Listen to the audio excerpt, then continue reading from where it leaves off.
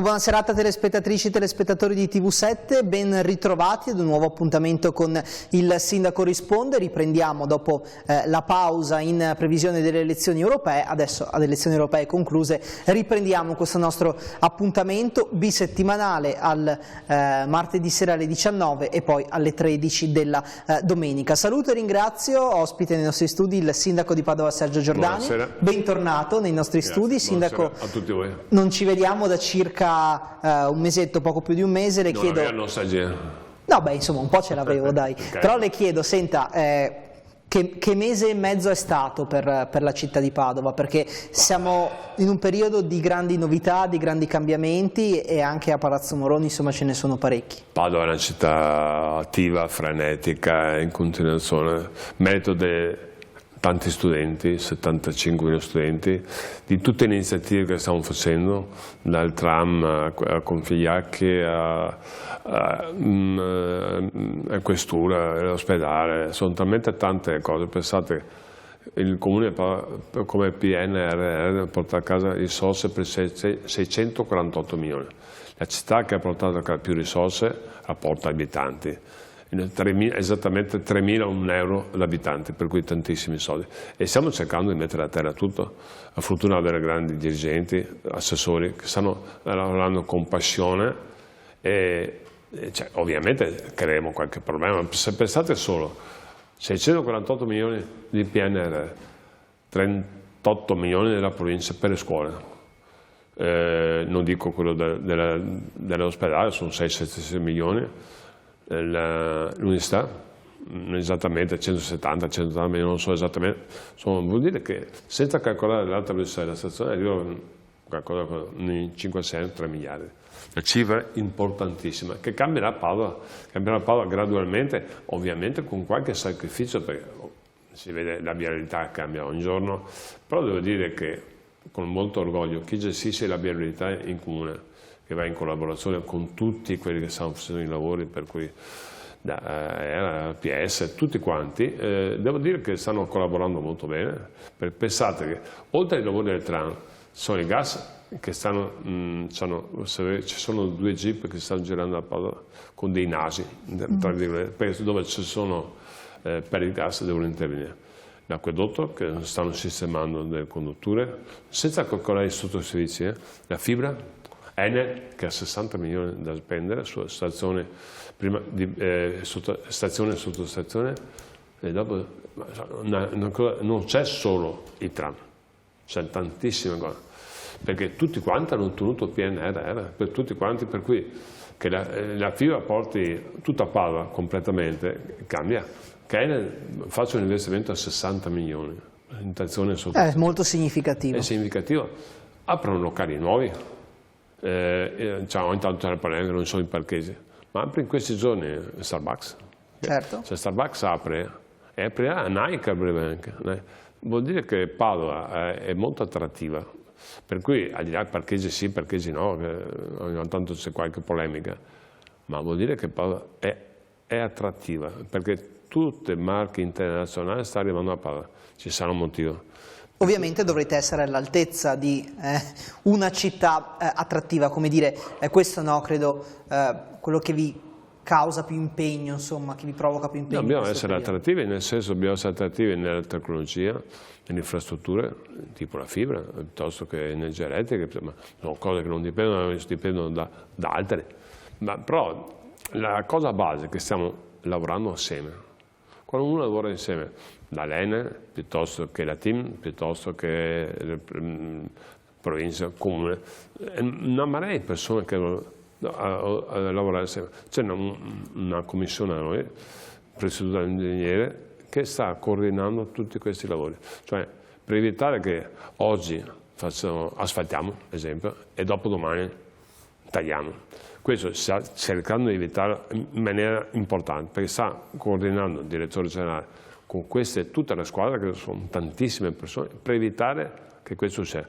chiaramente può capitare, perché non c'è il controllo totale. Qualcuno può scappare, però devo dire che stanno lavorando molto bene, penso che possono dare ai cittadini.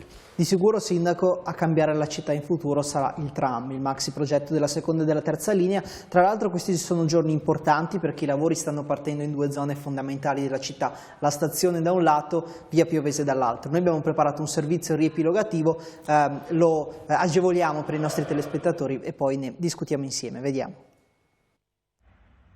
Iniziano 3 mesi di disagi per la viabilità di Padova. Lungo via Piovese da una parte e alla stazione dall'altra sono iniziati dei cantieri del tram particolarmente impattanti sulla circolazione, sebbene il traffico in questo periodo sia meno intenso del solito. Dopo i lavori sui sottoservizi iniziano i lavori per la posa della piattaforma tranviaria. Tra via Nani e via Zeno, nella corsia che da Padova porta ai comuni limitrofi, si sta delimitando l'area di cantiere. Per chi arriva dalla tangenziale diretto in città la viabilità non cambia, mentre nel senso di marcia contrario sarà obbligatorio svoltare a destra in via del Partigiano e seguire la deviazione. Lavori al via anche nella zona della stazione. Un tratto di via Tommaseo è già chiuso al traffico. Chi arriva dalla Stanga dopo la fiera è costretto a girare a destra, ma anche chi arriva da Viale della Pace tra qualche ora non potrà più passare nel piazzale. Per avvicinarsi all'ingresso della stazione bisognerà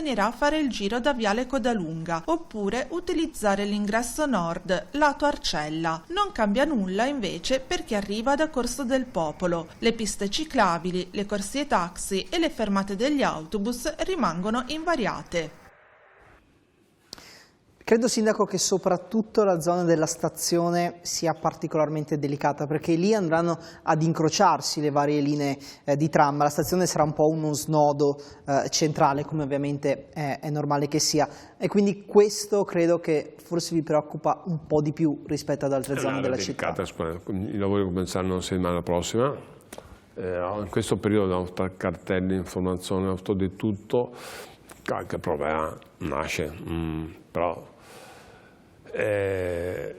sono convinto, stiamo utilizzando un periodo anche morbido, nel senso non solo le scuole, di conseguenza ci sono le vacanze, insomma è un periodo in cui bisogna lavorare al massimo, però poi riprende a settembre. Però spero che in questo periodo si sta facendo moltissimo. Se voi vedete anche, si vedono già i tracciati, si vedono già le strade già finite, manca la rotaia ancora, ma c'è il magrone, basta togliere il magrone e mettere la rotaia. Però insomma stanno lavorando tantissimo. Qualche lamentela dei cittadini l'avrete messa in conto, immagino. Io cerchiamo anche con l'assessore Bressa di dare piccoli vantaggi a chi ha qualche problema economico, nel senso che passa il tram, non passa più le persone, non posso più fermare. Stiamo cercando di fare il possibile in questo senso. Non è facile, devo dire, però la cosa facile sarebbe stato non fare niente. È facilissimo, basta non fare niente, tirare avanti, però penso che non è responsabile né da parte mia né da parte della Giunta, perché siamo stati eletti per fare i lavori, per portare un cambiamento. È chiaro che mi auguro, spero che il prossimo sindaco, la prossima Giunta continuerà con questo percorso, perché è un percorso che non dura solo fino al 2026-2027, deve continuare dopo, l'ospedale dura 6-7 anni, per cui vuol dire che dura altri 4 anni i lavori. Nel senso dicasi della questura, che è già finito il progetto tutto quanto, cominciare i lavori, però dura 7 anni, non solo i lavori che facciamo noi, sono solo stazioni appaltanti del Ministero, ma con Figliacchi la parte posteriore, sono sempre qualche problema di sicurezza, non parlo, la parte storica cominciano i lavori, una parte posteriore sarà acquisita dalla provincia e stiamo vedendo cosa fare.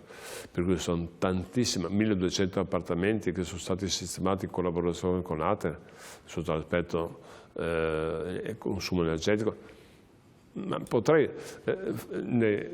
Piazza dei Ermitani stiamo sistemando la scuola, stiamo raddoppiando la scuola e sistemando dopo anni e con iniziative di privati, con risorse private e 1 milione dello Stato, onestamente. Tra poco abbiamo acquistato l'MPX, anche questo è un sforzo economico importante, sarà adeguato sempre con l'aiuto della Fondazione, perché non si può non avere ovviamente per la scuola Polini deve continuare a fare lezioni, di conseguenza l'MPX sia per concerti che suono deve essere utilizzato. Lei l'ha fatto, ha detto sempre, anche se la cultura magari non porta voti, non porta consenso elettorale, ma è fondamentale. Non mi interessa perché mi dicono, ma non porta voti, io abito qua, vivo qua, io sento quello che chiedo ai cittadini, bisogna fare queste cose qua. Poi Padova avrà un nuovo auditorio, avrà un nuovo auditorio più piccolo, che attualmente MPS. Io penso sono cose positive, insomma, vuol dire la cultura, la musica fa parte delle cose importanti, la qualità di vita. La qualità di vita a Padova, lo dico, ma non lo dico io perché so io, la qualità di vita a Padova è buona e tutti me lo possono dare atto, ma non è merito mio, è merito del passato, un pochino anche nostro, mio di essere, poi sarà in futuro. Di chi arriverà. E chi arriverà. Ci prendiamo una brevissima pausa, torniamo tra pochissimo con la seconda parte del Sindaco risponde, rimanete con noi.